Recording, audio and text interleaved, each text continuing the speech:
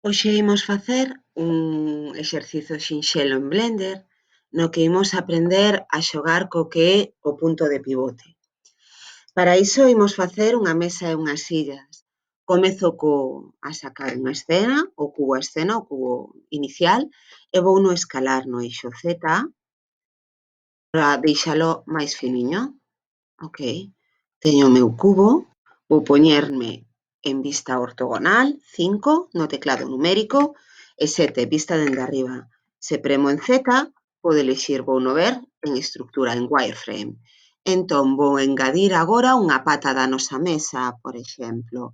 Vai a ser vou agregar unha pata de sexa cilíndrica, vale? Vou agregar un cilindro e vouno escalar, sería máis pequerrecho, e a mover, a desplazar. Teño o control pulsado, por iso fago snap a rexilla, vale, de Blender.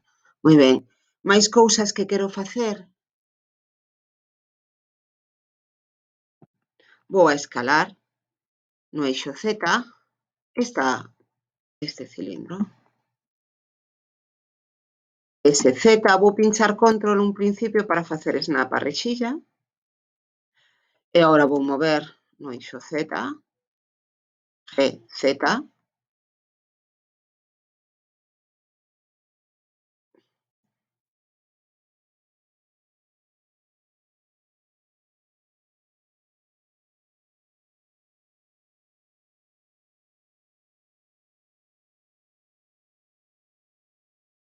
Vale, xa o teño perfectamente pegado no meu cilindro.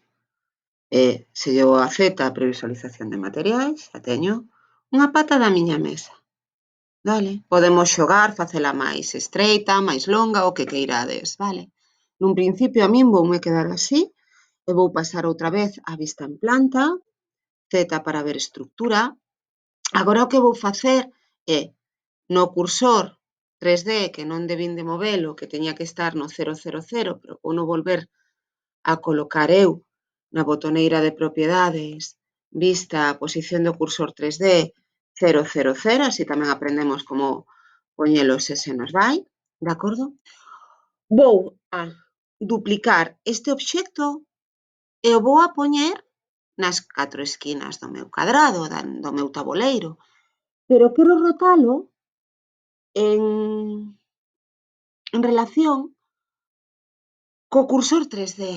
Entón, o que tería é que cambiar aquí o centro de pivotaxe. Nun principio, o centro de pivote, cando desplazamos este obxecto, cando escalamos, cando movemos, o facemos con respecto ao seu centro, pero podemos cambialo. De feito, se agora lle dou Shift-D para duplicar o obxecto e roto, vouno rotar con respecto ao cursor 3D. Entonces, R90, Shift-D, R90, Shift-D, perdón, Shift-D, R90. Volvo a darlle para ver previsualización de materiais e xa teño a miña mesa con todas as súas patiñas ben postas. Vale.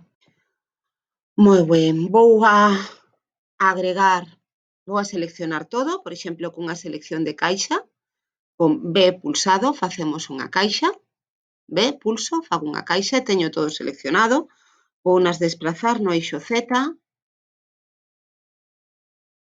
os nosos obxectos.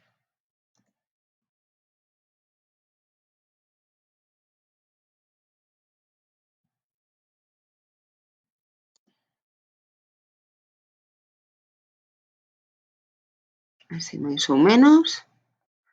E ademais vou a agregar unha malla de tipo plano.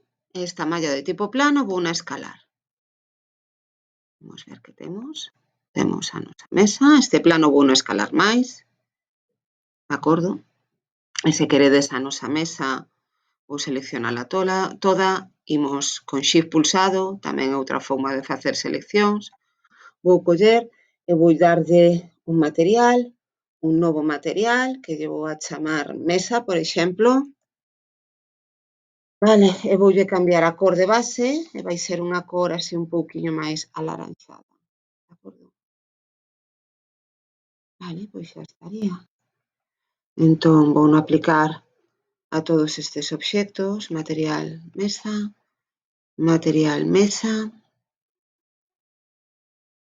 aplico material mesa, e este, deixademe ver se me deixa facelo con shift pulsado, si penso que sí, material mesa, non me deixa, bueno, pois non pasa nada, aplico material un a un, vale, moi ben, xa teño a miña mesa.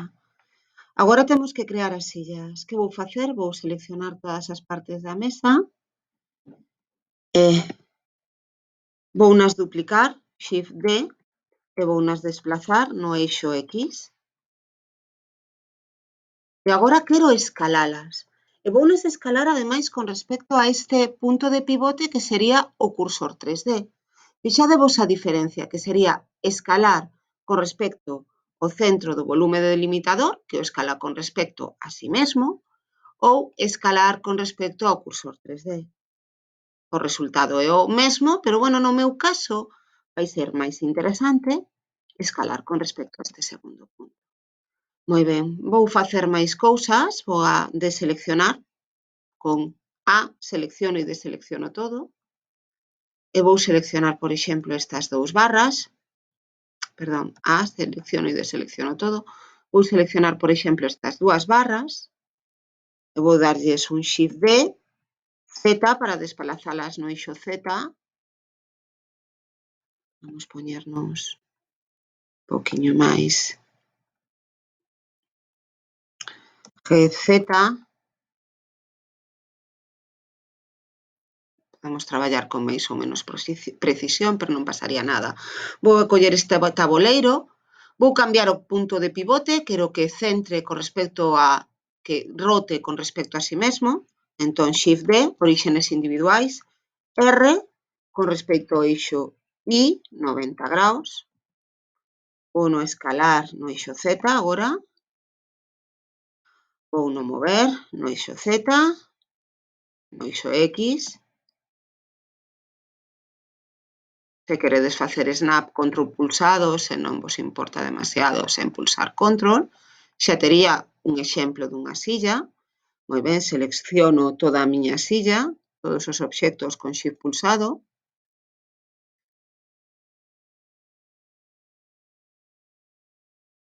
e unha vez que a teño seleccionada, me vou á vista superior e voulle dicir o mismo que fixen coas patas, vou cambiar o centro de pivote o cursor 3D, shift D, R, 90 graus, shift D, R, 90 graus, shift D, R, 90 graus. Imos ver o que temos. En vista de cámara, perfecto, vou seleccionar a cámara, desplazo a cámara con G, se queredes, pois, ademais, podemos coller este plano desta habitación e podemos duplicar, rotar con respecto a si mesmo no eixo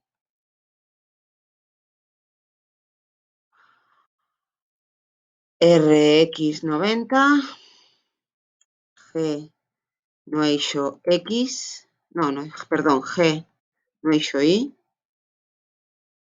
e o mesmo, Shift D, R, Z90, e desplazalo, xa teríamos polo menos unha esquina da nosa habitación, que podemos poñela onde nos queiramos, como se queremos que estas sexan paredes, un novo material, chamemos de verde clariño, vale, este outro material tamén, material 1, vale, aquí non me gusta como está esta esquina, vou intentar movela, bueno, máis ou menos. Por último, faltaríame para facer un render, se quixéramos cambiar na escena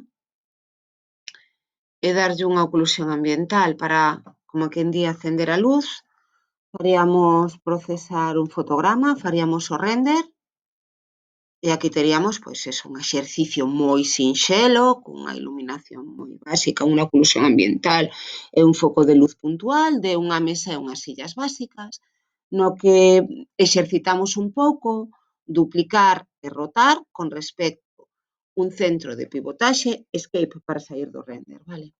Con respecto a un centro de pivotaxe que pode ser o mesmo centro do obxecto, os oríxenes ou unha media dos oríxenes dos obxectos seleccionados ou o cursor 3D, podendo colocarnos o cursor 3D no punto da nosa escena que nos interese.